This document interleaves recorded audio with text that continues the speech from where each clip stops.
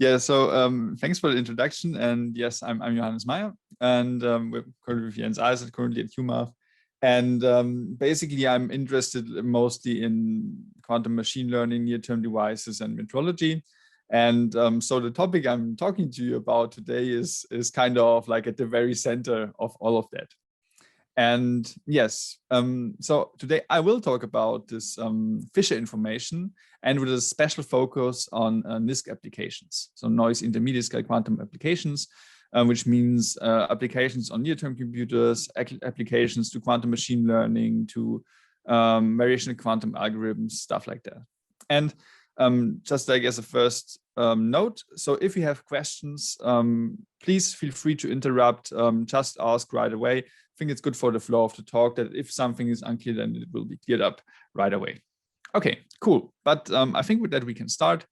And yeah, so what I'm talking to you about today is based on the paper I put up to the archive, not so long ago, which is basically also does have the same title as this talk. And you also find it if you click on the QR code or if you photograph it, whatever, but you can also download the slides afterwards from my webpage. I'll send around the link. Okay, so let's get started. So the first thing which is fundamental is that in those near-term applications, we usually think about parametrized quantum states. And in the sense that, for example, if you have a NIST device, IBM on the cloud, whatever, you usually have gates. And you have, for example, what people call an ansatz state, where you say, okay, those gates, they can be varied to prepare some sorts of states. And so you essentially have a quantum state or a set of quantum states parameterized by the angles of those gates. You could also imagine, for example, in optimal control, where you have those functions that give the pulse shapes as the parameters of your problem. Okay, so in that way, we have a parameter space, and from that parameter space, we go to the quantum state space.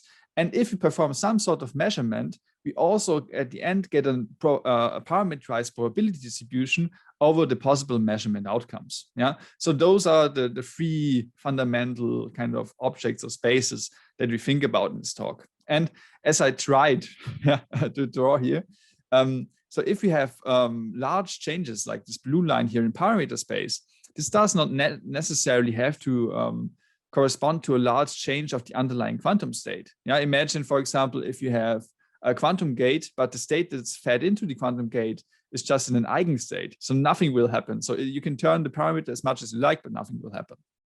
Okay, so and the same is obviously true for measurements. So if you have a large change, like the red one in the space of quantum states, it can get much smaller if you perform a measurement. So you can have a change that is not even visible in the stuff you actually observe in your experiment if you fix your measurement. Okay, and obviously we have the desire to understand those parameterized quantum states better. And the best thing would be to understand it really on the level of the parameters, because those are the things we usually vary. Those are the things we have in our hands in a certain sense. Yeah. And we can learn something about those parameters by distances. Yeah. And obviously, as I just explained to you, the distance between two parameters is not a very good indicator if you just take the Euclidean distance, but we can be a little bit smarter. So we can do what is called a pullback. So which is just saying, okay, we take some distance between quantum states and assign two parameters the distance of the associated quantum states. Yeah, and I mean, I'm abusing notation here, so I write D for both, but in the end, I think it's always clear what is meant. So you basically say that you measure distances not between the parameters themselves, but just between the states that are parametrized by those parameters. Yeah? And obviously, you can do the same for the output probability distributions, because usually distance measures for quantum states and classical probability distributions are different. Yeah. Okay. And in the following developments, we have some kinds of requirements for this distance measure. So I wrote them up here. So the first thing is we obviously want it to be positive. Yeah. So we don't want to have things that have negative distance. Then we want that I have the distance 0 from myself. Yeah, so same parameters, 0 distance. Then we want differentiability. Yeah, so differentiability is one thing which rules out some of the more familiar ones, for example, the trace distance. So trace distance is more or less like the absolute value function, which has this indifferentiable point at 0. Yeah, so that's one that we can't use for what we are going to do. But many others, for example, like the burst distance, fidelity, stuff like that works. And we have another requirement, which is monotonicity, which is probably the least familiar of those. And monotonicity is basically saying that if I perform some kind of quantum operation on the system, so if I perform a quantum channel, then I don't want stuff to get farther apart. So in a more intuitive way, I want this distance measure to be defined such that I cannot add noise to the system to make stuff more distinguishable. Yeah. So this is basically the requirement of monotonicity, and I'll give like a formal definition later. Okay. So now we have seen that it might be smarter to measure distances by doing those pullbacks instead of just looking at the parameters as we do like in a vanilla way. Yeah. And now the question is, if I have a certain parameterized quantum state fixed and I turn some knobs, what's happening? And then we get like in this regime where we look at a small neighborhood of a certain parameter and look at perturbations. Yeah. And if we look at this perturbation of such a pullback distance, we can develop it into a Taylor expansion. And this Taylor expansion in leading order will look like this. So we have the second order because basically, if we expand around delta equals 0, we expand around 0. We know it's positive, so it's a minimum. So we know that the first order is second order. Yeah. So and the second order is basically given by this inner product with this matrix M, and this matrix M is the so-called Hessian. So it's just like a matrix that holds all the second derivatives with respect to this perturbation delta at this point delta equals 0. Now, so basically, if you want, it's just like a parabola, and basically it's like the second derivative at this point, if you want an intuitive picture. Okay, and this matrix M now, it basically defines an inner product. Yeah, so just by the nature of this distance and it being positive, and this means that this matrix is positive semi-definite, so it has no negative eigenvalues, so it defines a proper scalar product. Yeah, and if we have a scalar product, we can measure a lot of things. For example, we can measure lengths, we can measure distances, we can measure angles. Yeah, so as soon as we have a scalar product, we know a lot of things. And because we now know a lot of things about a quantum state or a probability distribution, which is an information theoretic object, we also call those information matrices. Yeah. Okay. And now we get to like the first information matrix. And I start out with the classical case. So with the classical Fisher information matrix. And I mean, you just have seen this theoretical but very abstract development. And now we will define like a specific distance that we want to use to measure distances to perform this pullback between probability distributions, parametrized probability distributions. And we will use the KL divergence, Kullback-Leibler divergence, or also known as relative entropy. And if we perform all the calculations, and you also find that calculation in the paper, then we arrive at the classical Fisher information matrix, which has the following definition. So it's basically a sum of all the possible measurement outcomes. So PL enumerates over all measurement outcomes that the measurement might have, and also incorporates the root derivatives. And as before, we have some intuition, namely that this matrix basically quantifies how much a change of parameters also changes this underlying probability distribution, but like measured in the KL divergence. Yeah? And that's basically it with the classical Fisher information. There's nothing more to it. And now we look at some properties. Yeah. So the first property is uniqueness. And we can ask ourselves, what happens if we take a different distance as our starting point for this derivation and not the Kullback-Leibler divergence? For example, the Bhattacharya distance, which is also a very sensible measure. It's also monotonic, so it fulfills all our desired properties. And if we perform this development, then we also arrive at a classical efficient information matrix, but only times a constant. Yeah, and this is actually a general thing, a general behavior. And this is a theorem which is very celebrated in classical probability theory by Morozova and Chensov, and which says that essentially the information matrix that comes out of any monotonic distance measure between probability distributions will always be a scalar multiple of the classical Fisher information matrix. That's cool. And monotonicity in this case, and now the formal definition, so basically means that if I apply a stochastic map, yeah, on to both probability distributions, then it can only decrease the distance. And a stochastic map is basically any admissible map between probability distributions. Is like a quantum, is what a quantum channel is, but to probability distributions. Or if you want it the other way, so if I have a quantum state and perform a quantum channel and then a measurement, then it's like performing like a stochastic map on the output probability distribution directly. Okay.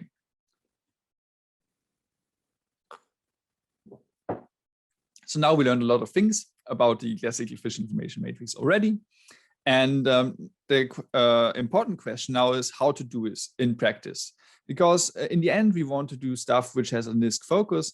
So in the end, we want to also employ those techniques, calculate those quantities on near-term devices. And to do so, we first need output probabilities, obviously, but this is essentially the output of our experiment. So if we run it, then basically that's what we observe. And it's more like you can also imagine a histogram of the different measurement outcomes. And you can obviously also do smarter things. Yeah, so you can also employ Bayesian techniques or machine learning models, for example, neural network quantum states or stuff like that, Boltzmann models, Boltzmann machines, hidden Markov models. You could do many fancy things. Yeah? And what you also need are the derivatives of those output probabilities. And those are also relatively easily obtained either by finite differences or via the so-called parameter shift rule, which is a way of rewriting those derivatives as a sum of output probabilities over different parameters. Yeah? So essentially you can calculate those, but I mean, there is some discrepancy because this Fisher information matrix only has as many entries as you have parameters. So in the most extreme case, only one, and it's only a scalar, the classical Fisher information.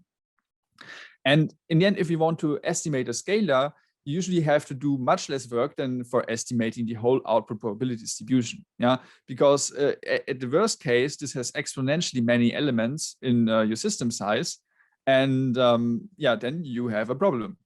Yeah, and so I mean, you would also have to sample exponentially many entries to get like a very good histogram. So there's actually still a gap in the theory, I would say, and people didn't yet look at like what kind of good estimators are there, what are the estimated statistics for the classical Fisher information, especially if you look at quantum experiments. Okay, and also a disclaimer is could also be that I'm just like not aware of some kind of classical literature on the topic because it's really vast, and I mean I looked at a lot of things, but I didn't see something like that.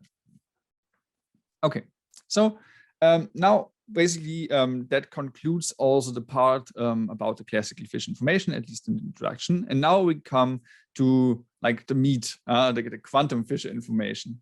And I'll first only do it for pure states because it's kind of easier to handle. Yeah. So now we just employ the same strategy. We just define some kind of distance for our pullback and then see what kind of information matrix comes out. And we will use twice the fidelity distance, which basically means 2 minus twice the fidelity of the states. So obviously this 2 minus 2 fidelity. So the factor of 2 will be there to ensure that if I have like a quantum Fisher information matrix for a classical state, that it's then identical to the classical Fisher information matrix. So this is just like a convention if you want. And you can't really directly use the fidelity because the fidelity doesn't fulfill the properties that we have. So that's because that's why we have to use this fidelity distance. Yeah. So because fidelity equal states is equal to 1 and not to 0. Yeah. Okay. Good, but this fidelity distance has all the desired properties, and if we perform the same machinery, then we arrive at the quantum fish information matrix. And I also have the calculations for the pure state case in the paper. If you find them interesting, you can have a look. Yeah, and this already looks a little bit more complicated than what's happening in the classical case in a certain sense. Yeah. But what's basically happening in here, so we have the derivatives again of the state. So how does the state change? And yeah, some with overlap terms, yeah. But the intuition behind it is still more or less the same. So this quantum fish information quantifies how much a change of parameters, yeah, of this parameter theta changes the underlying quantum state as measured like with the fidelity, yeah.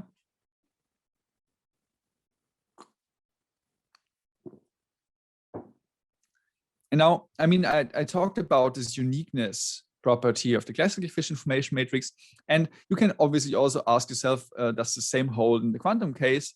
And as you might guess from the title, it doesn't. Yeah? So it's not unique. And this is a theorem due to Pets, and the paper is actually a really good read. Yeah, I really thoroughly enjoyed reading that one.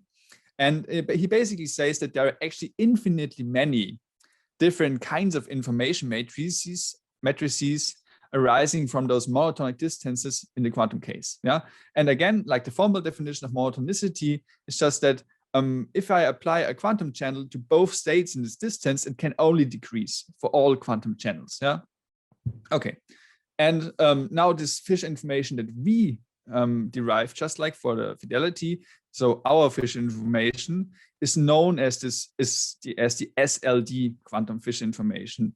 SLD stands for symmetric logarithmic derivative, and this is also a different way of defining this matrix. And those SLD operators, Li, Lj, basically are a way of realizing or encoding the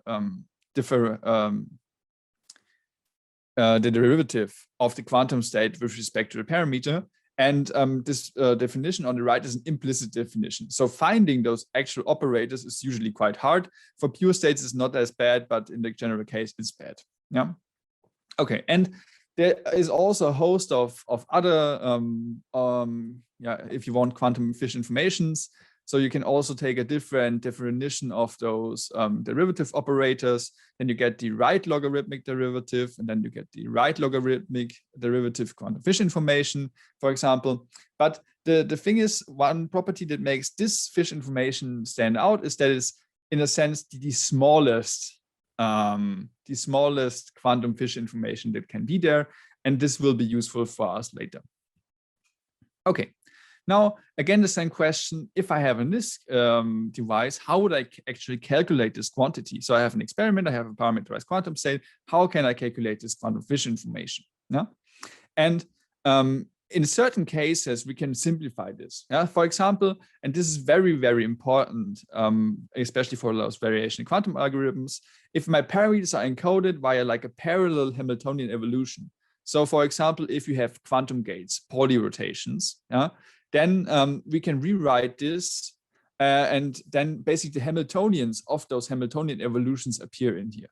Yeah, and this here is nothing else but the covariance of those two Hamiltonians. Yeah, so if you go to the diagonal entries, Fii, then you get nothing else but the variance of the Hamiltonian, which generates this parameter encoding. Yeah. So this is a way easier to handle formula, and then you can employ this whole machinery of estimating expectation values, for example. Okay, cool. Now, there are also other techniques which are more general. And so, I mean, they are outlined in the paper in greater detail. You also can use perturbation of this fidelity distance together also with this parameter shift rule again, to get formulas that basically rely on calculating overlaps. So usually you have to use a swap test to estimate those. And you can also use a variant of SPSA, stochastic perturbation, stochastic approximation, to make like estimates on the matrix level. Yeah, so basically you look at estimates in certain randomly chosen directions of this Fisher information, and build your metrics from that.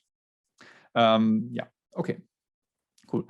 But in general, it's a little bit more finicky to calculate the quantum Fisher information, because it's just like a much more complicated object, and obviously because it's quantum and we still have to access it from classical distributions after measurements, it's always expected to be a little bit harder. Yeah.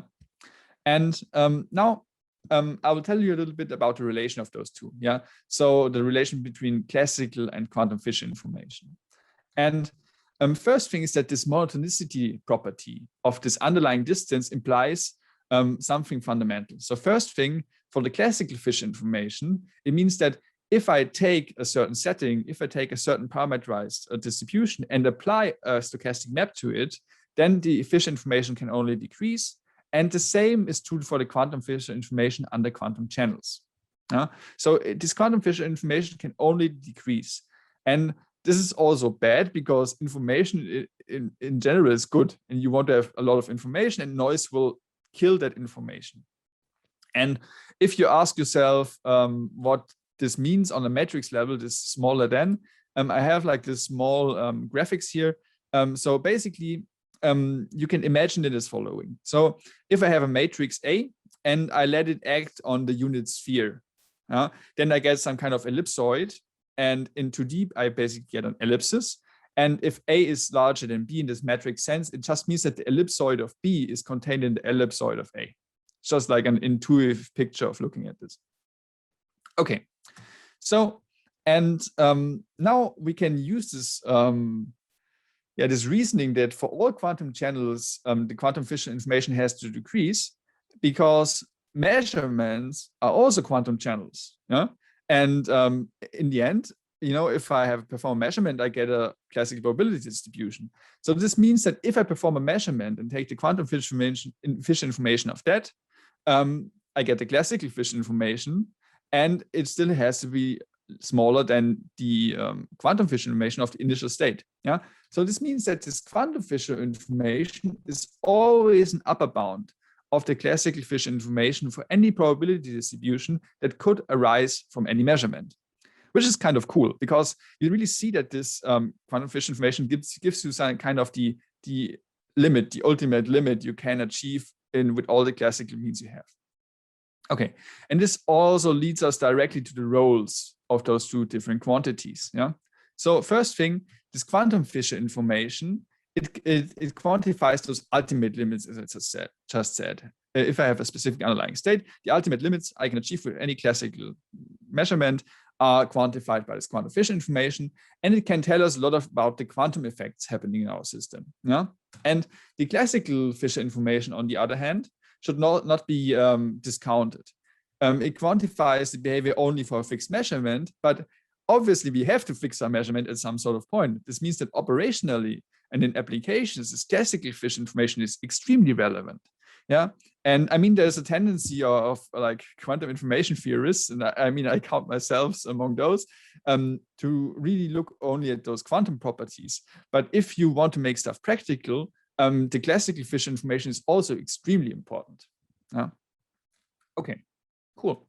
And something I swept under the rug until now is noisy quantum Fisher information. Yeah, I only showed you the formula for the pure state, and it's for good reason. So, but the first information, I already pointed it out, that noise, again, it decreases the quantum Fisher information. So noise is bad.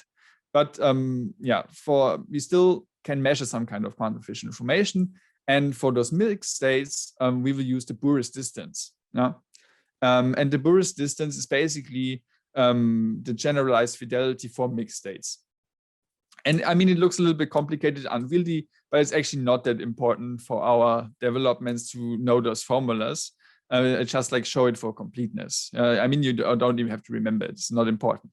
And if I do like the same machinery again, look at the Herschen, look at the resulting information matrix, then if I denote like the eigendecomposition of the underlying state with those lambdas, then I get the following formula. Yeah, and this looks even more unwieldy than what we had before. Yeah, And but we can gain a little bit more insight from this by simplifying it. Yeah. So I mean, I have simplified in quotation marks. Yeah. But what you essentially do is you have this formula here, and in this formula you have the derivatives of the density matrix, and you can again use the expansion a second time. Yeah. And then you get this formula, and which has more terms, is even more ugly, but it allows us to see something, namely that here we have this first term is essentially like the classical Fisher information. So if you recall, basically those lambdas are the diagonal of the density matrix in the eigenbasis. So those are like the classical probabilities in the eigenbasis. Yeah. So in the eigenbasis, it's like a classical probability distribution, and the probabilities are those lambdas. And we have the derivatives. So this is essentially really the classical Fisher information that's living here. And here is the generally quantum part. Yeah. And we see that basically the classical part is just like the changing of the probabilities themselves, but the change of the probability vectors of the eigenstates, that is where the quantumness comes from. And this is something that cannot happen in the classical case. The classical case, you know, you will always have a diagonal density matrix, and those eigenvectors cannot change. Yeah. And so this is really the quantumness, the source of the quantumness. Okay, cool. And we are obviously also interested in calculating it for noisy states. And the bad news is that you in principle have to do full tomography to do so. Yeah. So I mean, there are some SCP formulations where you can plug in your state, stuff like that, but it is really unwieldy. There have been some methods proposed with variational methods, but they have high overheads and they rely a lot on the success of variation subroutines and on perturbations. And I don't think that they are yet applicable in the NIST setting. And there is really no satisfying way of calculating the quantum Fisher information practically for genuinely noisy states. Yes, right now there is no such thing for real. And now what you can do, you can at least do approximations. So for example, was recently proposed to use the so-called truncated quantum Fisher information, where your strategy is basically to only look at the dominant eigenvectors of your density matrix and calculate the quantum Fisher information for that and to get a lower bound. Those things are good, I think, for NIST applications too, because if you have at least the knowledge that you're approximately pure, those approximations are not that bad. No? Okay, cool. So, and I mean, this part concludes the introduction part. So like, what is classical Fisher information? What is quantum Fisher information? And I hope that I was able to give you some sort of intuition, like where do those quantities come from? And I mean, in many papers, they are directly introduced with, for example, SLD operators. And I mean, then it's really hard to gain any intuition about it, because just like you define a weird operator and define the Fisher information like that. So I think like this picture of really doing this pullback, learning stuff about our parameters by looking at different distances on the underlying space and then doing like those perturbations. I think this is a very intuitive picture and probably also helpful to reason about. Good. But now I don't want to linger any longer and go to the application side. So today I also want to present two different applications. And the first one is quantum metrology. And this is, I mean, basically, it's a part of noise intermediate scale quantum devices for sure, but it's more or less a separate field in a certain sense. It's just like so huge, people have been doing for so long, but you can't really talk about Fisher information without talking about metrology. Yeah, so I will do it. And the thing is, quantum metrology, the essential task is that physical quantities need to be measured. Yeah, at least I'm told that experimentalists do that in the lab. Yeah, so physical quantities need to be measured, and metrology is the scientific study of measurement. Yeah, and in quantum metrology, you then study how quantum effects can help you do that. And for that, you first need a model of a measurement. And what people do is you first have some kind of so-called probe state. And it's called probe state because it's probing the so-called encoding evolution. Oops, sorry.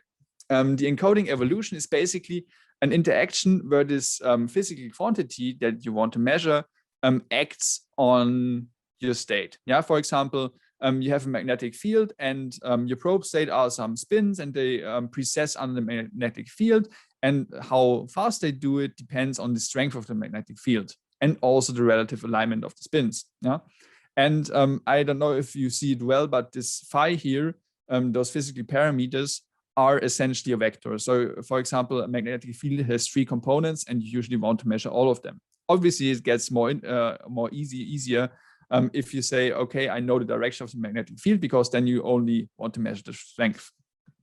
Okay, and then this encoding evolution happens, and afterwards you perform some sort of measurement to again obtain some sort of output probability distribution, which is now parameterized by those physical parameters. Yeah, so we are in the same setting again. It's just like we don't have parameters that we control that make a state, but we have parameters that come from the outside, but we at least know how they enter. Yeah, so we know the interaction that a magnetic field imposes on our system, for example. So to first get an intuition, like what is happening, I have this slide. So we look at a very, very simple case. We only have one parameter, and it's basically a phase that is arising from a poly Z rotation. Yeah, so you could also see this as like this fixed magnetic field with a spin, and obviously how large this phase is depends on how large the magnetic field is. And we will probe this evolution with a plus state. And then afterwards, we perform a measurement and we say, okay, is it either plus or minus? So basically, how much did this rotation change our state? And I mean, I won't prove it to you, but this is actually the best thing you can do in this case. Yeah. So, and the theory will tell you that, for example, if I have phi equals to 0.9, I get this histogram out at the end. Or if it's 0.5, I get a different histogram. And then you go to the lab, or you ask your friends to go to the lab, and they perform an experiment. But obviously, they only have like, they have noise, they have final sampling, so they will give you something that has error bars. And then you say, okay, I can compare this to my histograms, to the theory I did, and then say, okay, my prediction is that phi was 1.1 plus minus something. Yeah. And this is essentially quantum metrology. Or this is metrology. The quantum part comes later. So quantum in the sense that you use quantum systems and reason about quantum systems, but not yet that you exploit quantum effects. Yeah. Okay, but this is like the intuition behind it. That's how the processes works usually. So, and now I'll talk to you about the Cramer-Rao bound. Yeah, and because the formal task we are doing, like mathematically speaking, is we construct an estimator for this physical quantity. So we take this output probability distribution, wrong parameter, and take this estimator, make this estimator, which is unbiased. This is like just a naming convention. If in expectation we are right with our estimate. Yeah, and this is kind of a thing you want. Yeah, so basically it also says that if you have infinitely many samples, that you want to be correct about your prediction. Yeah, so this is the thing. So this is really this estimator is basically a random variable, because also the output probability distribution is a probability distribution. So any estimate you make will have some statistical insecurities, so you model it as a random variable. And now this Cramer-Rao bound, it limits this precision of any unbiased estimator that you can have. Yeah. So, and it's the following. And sorry for the psychedelic coloring, but I wanted to stay with the color scheme a little bit. So the thing is, on the left-hand side, we have the covariance matrix of this estimator. And I mean, you might ask yourself how this quantifies precision. Yeah. So the thing is, basically, the variance of the estimator tells you how sure you can be about an estimate. If the variance is large, it's not good, because then you say, okay, I estimate 3, but it could be something else entirely. Yeah. So you want low variance. And you can also, if you take the trace of this, relate it to the mean squared error of your estimator. Yeah. So if you take the trace of this, you just get the mean squared error, which is something you're probably more familiar with. Yeah.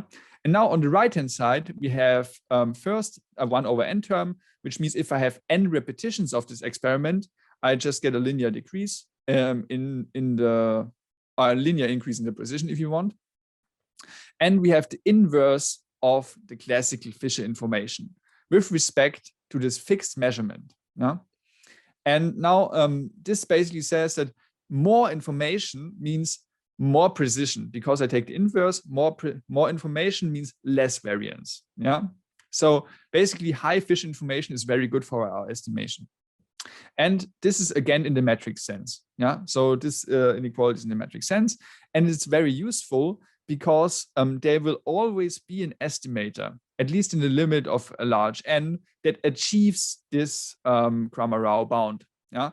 I mean, this means that essentially you can stop worrying about what kind of estimator you construct and just say, okay, I always know there will be one that achieves this classical Fisher information, or the inverse as its covariance matrix. Yeah. So this is extremely useful bound-wise. And that's why also this whole field of quantum metrology basically revolves around this bound so much. And as we learned before, the quantum Fisher information is an upper bound for the classical Fisher information over all possible measurements. Yeah. So this means if I take the inverse, I just get a lower bound. So this quantum Fisher information essentially gives me an ultimate limit of what I can hope to achieve with this specific quantum state. Yeah. And if we go back a second, this slide.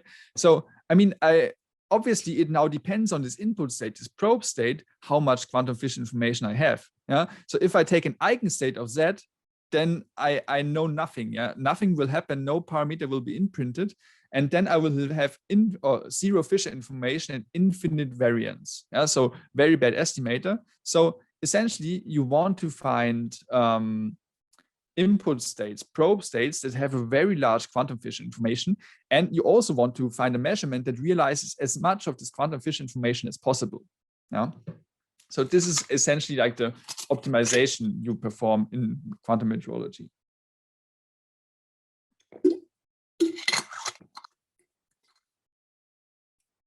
So, okay, but basically that was like my introduction to quantum metrology. And now you ask yourselves, how can we explore quantum effects? And basically, and I won't tell you how that is happening in detail, but as I just said, like repeating the same experiment n times, just from this Cramer-Rao bound, gives you the standard quantum limit. So which means that the covariance of this estimator is going as 1/n.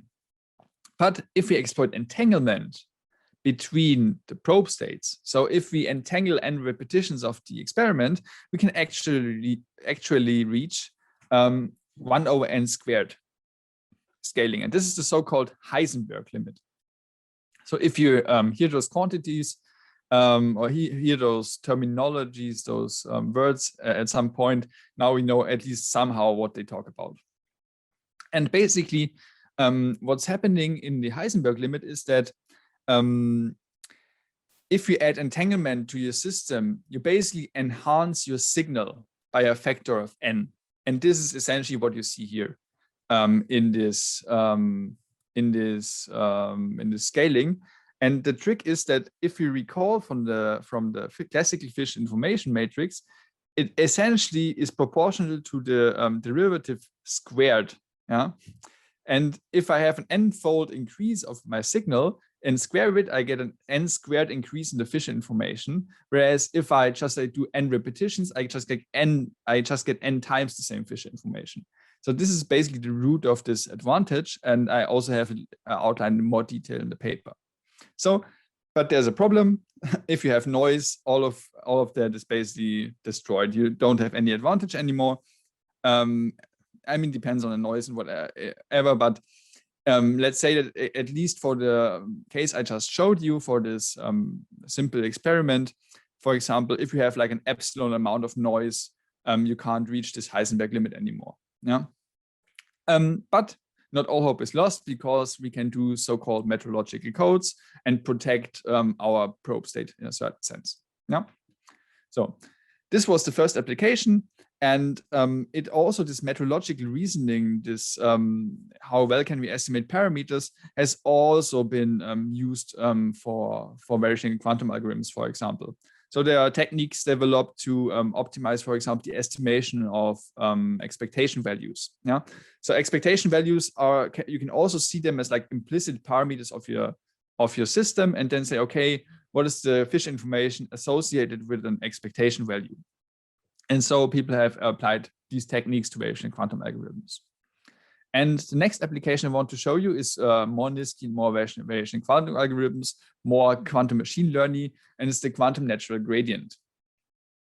So first thing, regular gradient descent is really just a general purpose method to minimize some sort of cost function. Everybody probably knows it. So which means that I calculate the gradient of my cost function at the current point, and then I just like walk in the opposite direction in my parameter space. And obviously, as the gradient is the steepest increase, I go in the direction of the steepest decrease, and which means that my cost function will, at least if I don't step too far, will be reduced. Okay, and now we can also reformulate this gradient update that we just performed here as an optimization problem. And it looks like this. So basically, we have two terms for this. So the first term is minimal if the update is opposite to the gradient. And the second term is a regularization term that avoids stepping too far. Yeah. So this is just like a convenient, I mean, it doesn't look convenient at first, yeah, but for us, it's convenient to rewrite it like this. So one thing is like, okay, really quantifying how much are we aligned with the gradient, and some sort of regularization. And now, I mean, at the beginning of this talk, we realized that, wait a second, measuring distances between parameters with Euclidean distances is probably not so smart, yeah? And then we had this idea of the pullback using like a distance between quantum states. And we can just apply this same reasoning to this regularization term. Where we say, okay, we replace this regularization term with the fidelity distance. Yeah, and we know that at least for small updates, which we have here, this is second order, which means we essentially replace it by the inner product or by the norm induced by the fish information, by the quantum fish information matrix itself. And if we do that, we get the quantum natural gradient update step, which now has the quantum Fisher information, the inverse of the quantum Fisher information in the update. And I think this is quite cool because essentially in gradient descent, you just like try to go in the opposite direction of the gradient, but with a regularization that you don't go too far. And now we just replace this with a regularization that we don't go too far in this space of quantum states. Yeah. And I think it's very intuitive, and it very well explains what's happening. And now we have an optimization method that takes the underlying quantum state into account, that has knowledge about this underlying geometry of the parametrized quantum state.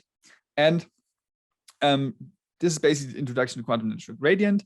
And people have been doing a lot of experiments. And the thing is that quantum natural gradient actually helps. Yeah. So I have this figure from a paper by Viris, Gogolin, and Castellano. And basically, let me decode this for you. There's a lot of stuff going on. So they performed experiments. I think it's some transverse field Ising model, something you can solve analytically. And they did it up to like 40 qubits, 40 spins. And they compared different optimizers. So BFGS, Adam, and the natural gradient optimizer, quantum natural gradient. And then they looked what the minimal energy was that they could achieve after a fixed number of runs. And basically, as the qubit number increases, the natural gradient, the quantum natural gradient, always consistently finds like the basically the 10 to the minus 10 is basically the endpoint where they stop the optimization. Yeah, but the problem is that BFGS and Adam, at some point for larger qubit numbers, when the Hilbert space gets larger and larger, they somehow get trapped in local minima.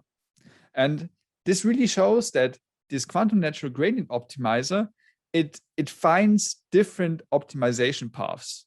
It's not like it's just like faster, but it performs different optimizations. So there's really a case to be made that this quantum natural gradient is really useful in practice, even though obviously you have to calculate the quantum fish information matrix at every step. Yeah.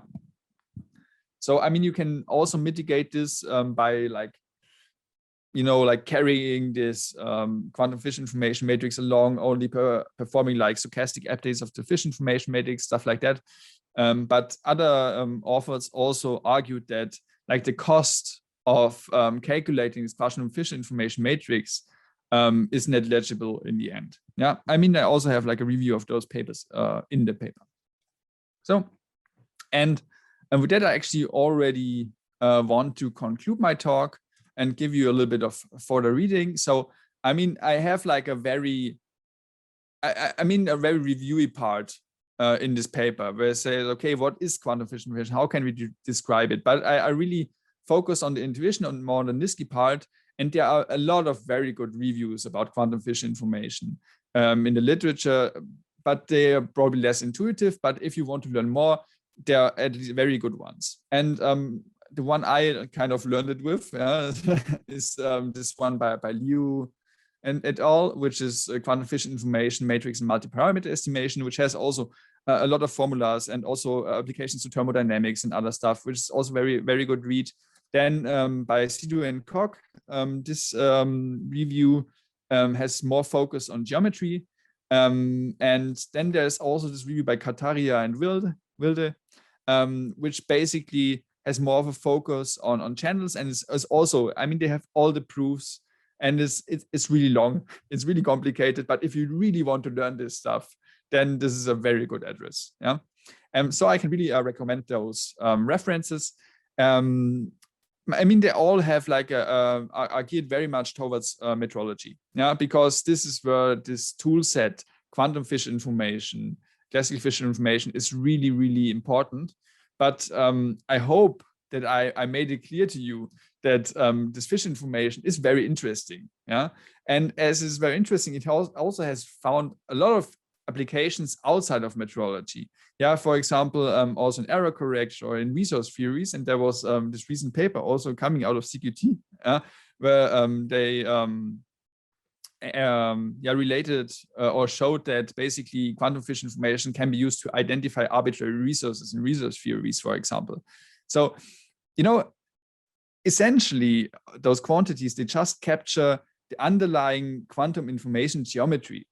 And as parameterized states are everywhere, this is like a really fundamental concept. This is, I think, very good to know it. Yeah, and as I wrote here, those parameterized quantum states are really fundamental to anything we do in NISQ right now. Yeah, so I also expected there are much more interesting applications of fish information yet to come. Yeah, and also in the paper, I also review applications to quantum machine learning, where people use it to capture like properties of quantum learning models, for example. Yeah, and but yeah, many open questions remain. So I mean, I think we already saw like the first steps in applying those techniques to fields outside of metrology, to fields in this near-term computing NISQ applications, quantum machine learning, and much more is to be done. And in that spirit, I collected some open questions. No? So for example, what I said on the way, it would be very interesting to have an analysis of those estimators for the classical fish information. So how well can we actually calculate this quantity from an experiment under the condition that obviously we have an exponentially large set of outputs usually? Then do we have maybe, or can we maybe find a more efficient way to calculate this quantum fish information in noisy setting?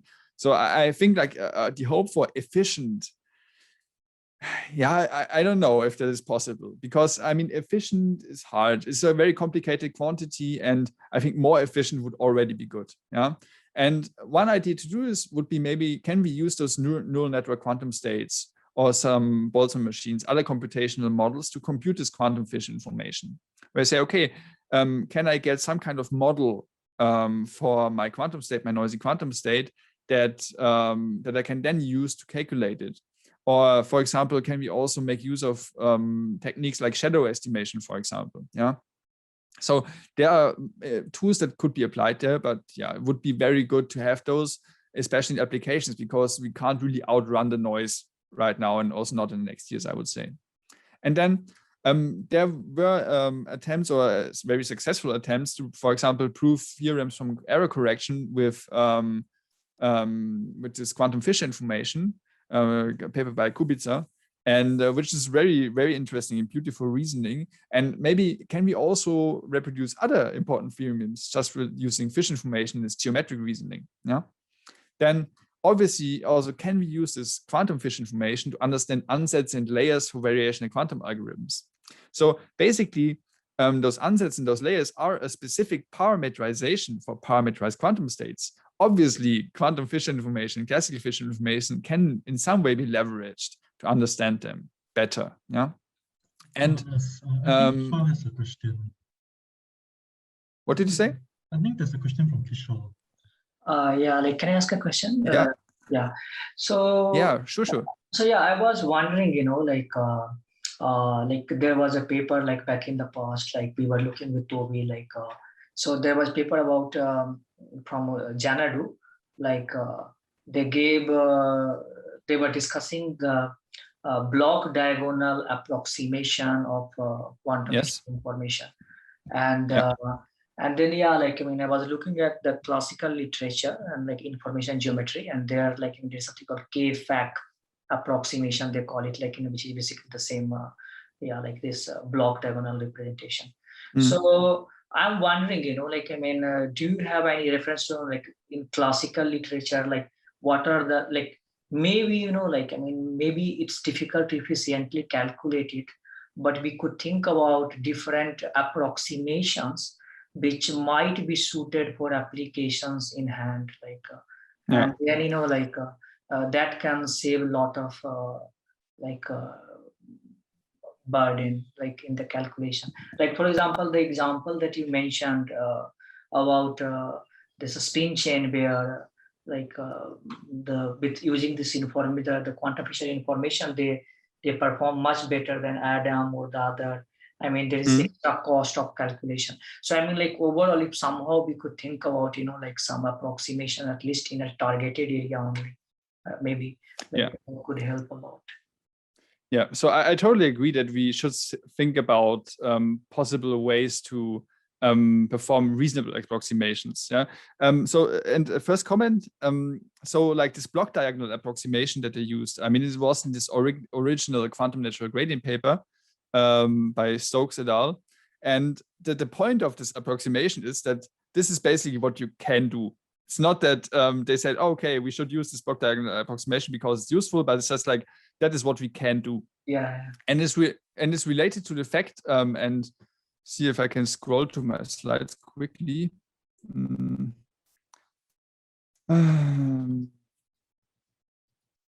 So basically, what I said at some point about calculating the quantum Fisher information, essentially, no noise stays here.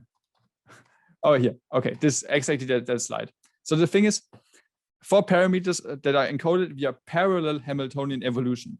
So essentially, this is the block diagonal approximation. So if you have one layer with gates happening in parallel, then this is exactly the case where you can apply this formula. Yeah, and the point is that basically you can apply this formula if for two gates that are not in their separate light cones, in a certain sense. Yeah. Correct. Yeah.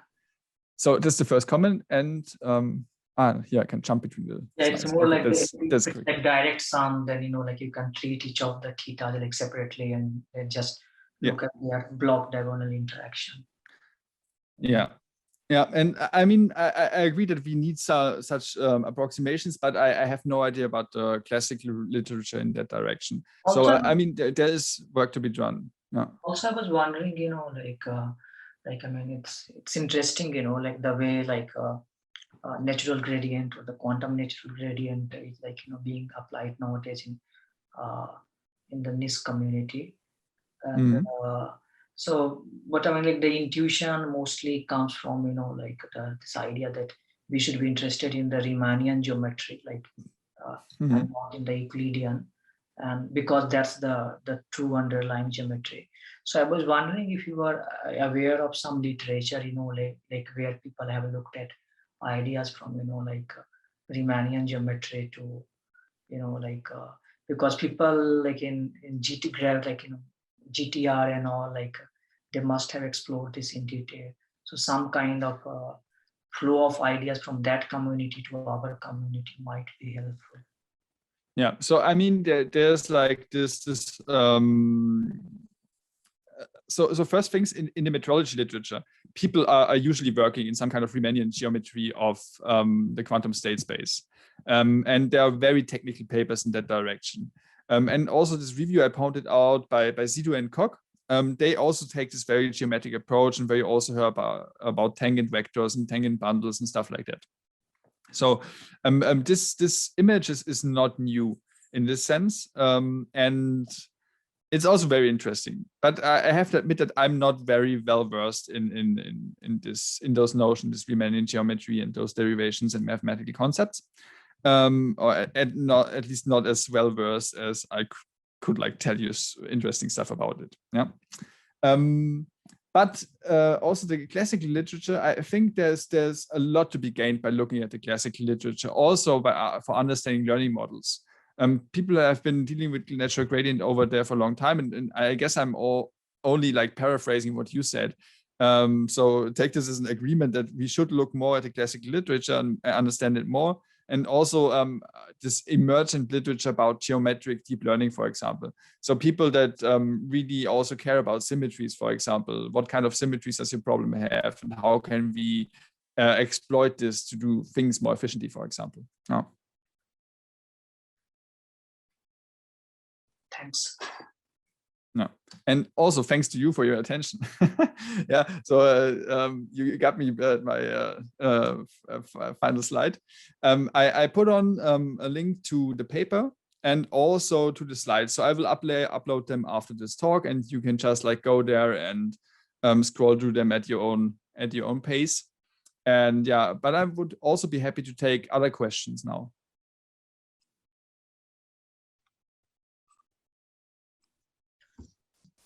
Hey, I have a question, if I can ask. Yeah, thanks. Hi. Hi, thank you very much for your great talk. It was really great overview. So regarding the quantum efficient information metric and then parameter estimation, so you're saying the Cramer-Rao bound is the lower bound of the covariance, right? But I always wonder is there some assumption about the prior of the parameters?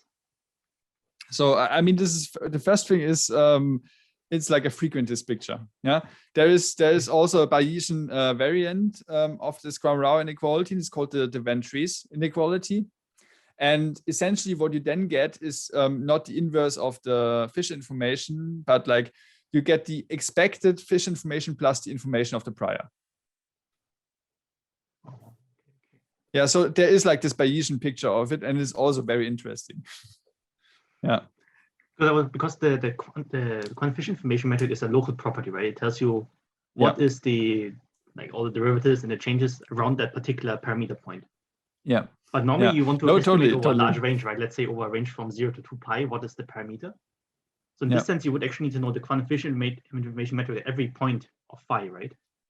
Yeah. So I mean, I'm a bit confused how one would do that. Yeah, no, I totally understand your confusion. I was also a lot of confused, and I'm not 100% sure I'm unconfused yet. Yeah. So let's maybe go back to the slide. No, where is it? Yeah. Okay. So the thing is that basically, I think most of quantum metrology operates under the assumption that perturbations are small. So that you really measuring small parameters. So you've basically the idea is, yeah, okay, you approximately know what your parameter is, but you just use those quantum things to like squeeze the last bit of precision out that you can. So I think that's like the assumption most of them operate under. But I mean, this is math. This formula is math, so it's always true. Yeah. So but the thing is that I would say that it's kind of an expression about like the specific value that you estimate at a certain point. Yeah. And I mean, the covariance is also a property in expectation, So I think it's also kind of related to, oh no, wait a second. I think that's the thing. This Cramer-Rao bound also only holds for unbiased estimators. Yeah. And then the thing is, like, in expectation, you are right. So in expectation, you are at a true parameter value where you actually estimate this fish information. Yeah. So yeah, it is really more of it's also not correct to say it's an asymptotic notion, but I mean, there's a fine print that one has to be aware. And in my paper, I'm also a little more detailed on that. Also the different kinds of fine prints involved and what people are not doing, also doing in metrology. But I mean, this is like the intuition of the Cramer-Rao bound, but there's more to be said. Let's keep it at that. Can I make a small comment? Please. Yeah. So I mean, like, so yeah, like I think what Toby made comment was about is like this thing called local metrology. Like we are only interested in like local parameters, but often, let's say, I mean, like recently there have been some literature coming where people look at like global, like I mean, across a range you want to like. So let's suppose you build a like a thermometer and you want to know like not to work it at a particular temperature, but across a range of temperature. Like I mean, it should be precise across a range of temperature. And in that case, like it's the knowledge of the prior is very important. So you can have like different kind of priors, like uniform prior, or like or ignorant, like you don't know, like I mean, what is the underlying like prior distribution or something.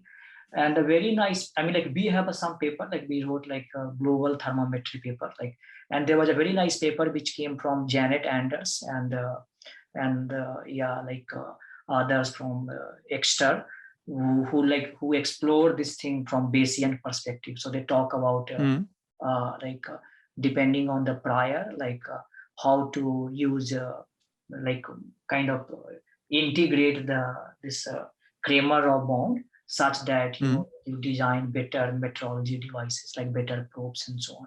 So it's a very recent phenomenon. Like people have like shifted to global metrology than local.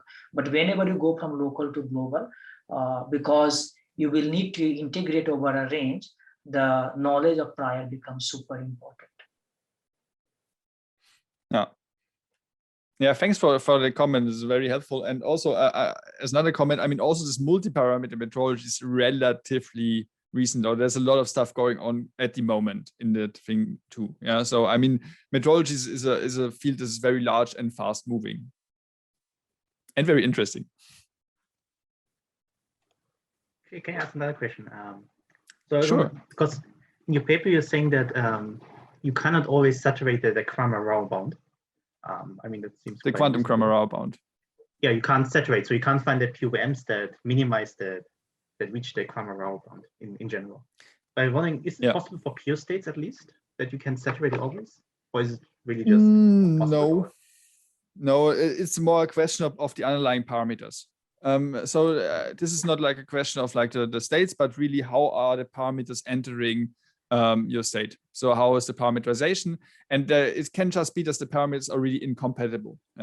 So in a certain sense, for example, intuitively, like something like that. Like the states have to be there are some conditions. I think it's best to look at one of those metrology review papers I pointed out, because they have also a lot of talk about this. I mean, it's called incompatibility. That's like the official term people use. And also there's like, I mean, I think in the last 3 weeks, there were like 5 incompatibility papers. Okay, incompatibility papers. Yeah.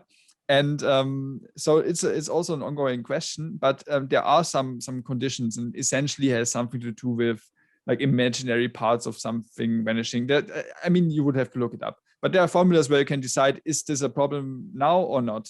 And I mean, there's some things I can tell you. So if you only are interested in one specific parameter, for example, I'm only interested in phi1, then you can always saturate it. So in a single parameter, everything is fine. But in a multi-parameter case, stuff is getting messy.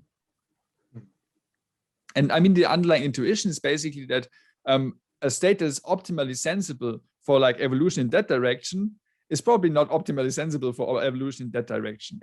I mean, it's in a very moral way. Yeah, it's not very scientifically speaking, but it's just like intuitively. It's just you can't expect something that's very good for one thing to be arbitrarily good for all the other possible things. Yeah. Are there any more questions from the floor? If not, then thank you, Johannes, for the very pedagogical talk and very good introduction to visual information quantums in a quantum context. So yeah, thank you for that. Yeah, it was my pleasure. Yeah, thanks, Johannes. Yeah, thank you so much. Yeah, cool. Yeah, my pleasure, and thanks for the invitation. And yeah, hopefully see you around at some point in the non-COVID future.